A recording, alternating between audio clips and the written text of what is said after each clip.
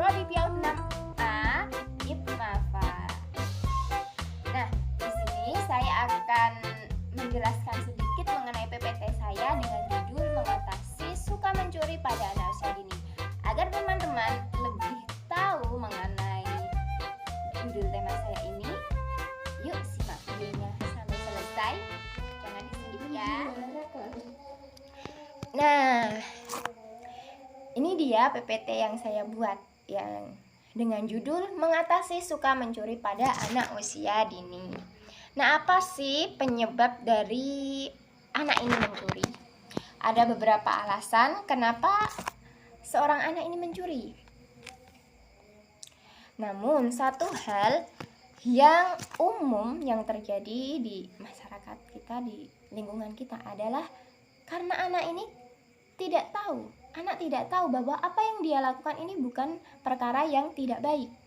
Apa yang dia lakukan ini tidak boleh dilakukan karena itu bukan hal yang baik dan harus dihindari.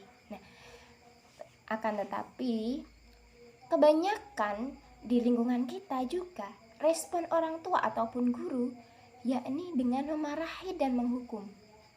Padahal itu bukan rekomendasi, di garis bawahi ya. Ini bukan rekomendasi anak ini berubah. Bahkan justru akan mengakibatkan anak ini lebih kaku dan toleran terhadap perkara yang tidak baik. Nah, maka dari itu harus kita hindari yang namanya memarahi dan menghukum. Apalagi kita sebagai seorang pendidik, pastinya itu akan mempengaruhi perkembangan anak jika kita tidak tahu penyebabnya terus memarahi anak dan menghukum anak. Selanjutnya, apa sih penyebab anak mencuri barang milik temannya? Ada beberapa faktor yang mengakibatkan anak ini mencuri. Yang pertama adalah tidak bisa mengendalikan diri. Nah, biasanya ini dikatakan dengan kleptomania, gangguan kendali impulsif yang membuat anak atau seseorang tidak bisa mengendalikan dirinya. Dia tahu bahwa mencuri itu bukan perkara yang baik, akan tetapi tetap dia lakukan karena dia tadi tidak bisa mengendalikan dirinya, dan itu adalah gangguan kejiwaan yang perlu didampingi oleh dokter atau psikolog anak. Nah, yang kedua adalah ingin memiliki barang mahal. Kadang anak mencuri karena dia ingin barang yang sama. Aku mau seperti temanku itu. Nanti aku mau beritahu ke mamaku biar mamaku belikan.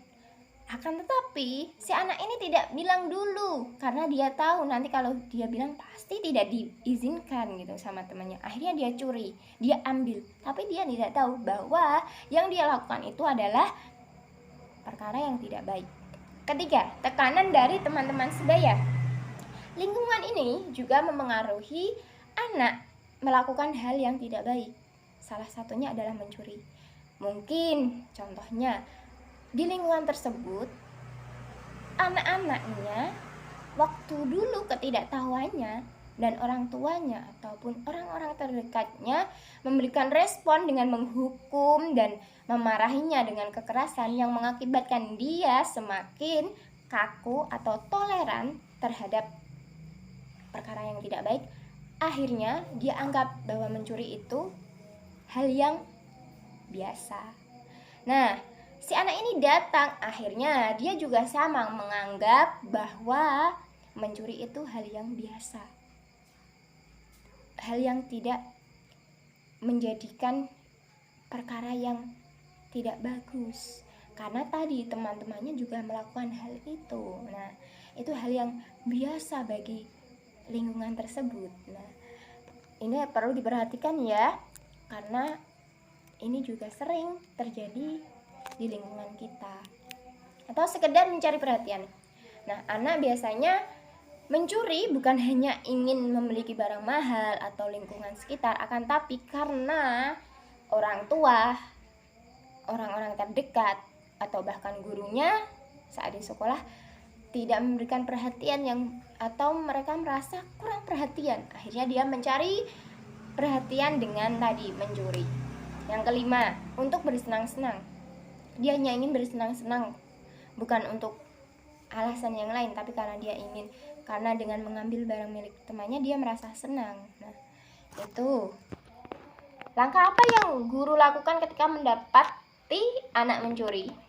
Memberi pemahaman pada anak bahwa hal mencuri itu bukan hal yang baik, lalu kita membantu menyampaikan kepada orang tua agar nanti guru ini menjadi jembatan antara anak dan juga orang tua, dan akhirnya terpenuhilah, terpecahlah masalah yang kita hadapi, karena antara guru, anak, dan orang tua itu adalah lingkaran yang harus saling sinkron agar membuat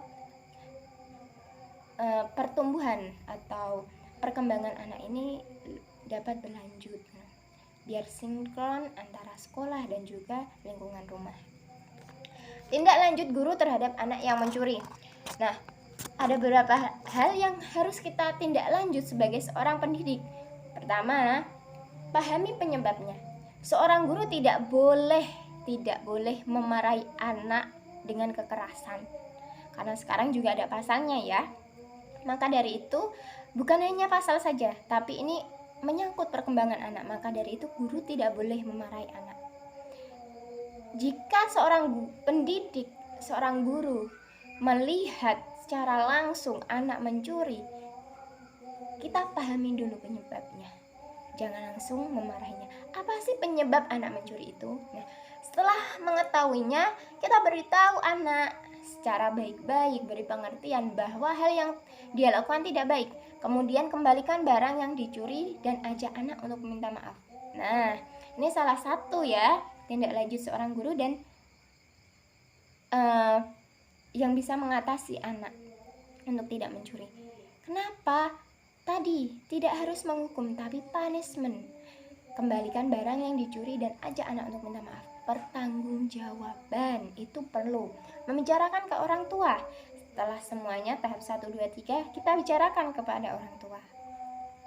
Yang keempat, terapkan hukuman jika ia mencuri lagi. Tapi harus digarisbawahi, hukuman ini yang dimaksud adalah punishment atau pertanggungjawaban, aturan yang kita terapkan terhadap anak biar anak tidak mengulangi lagi untuk mencuri. Makanya kita juga perlu yang namanya punishment atau aturan terhadap anak. Nah, apa sih yang dapat guru lakukan untuk menilai anak ini?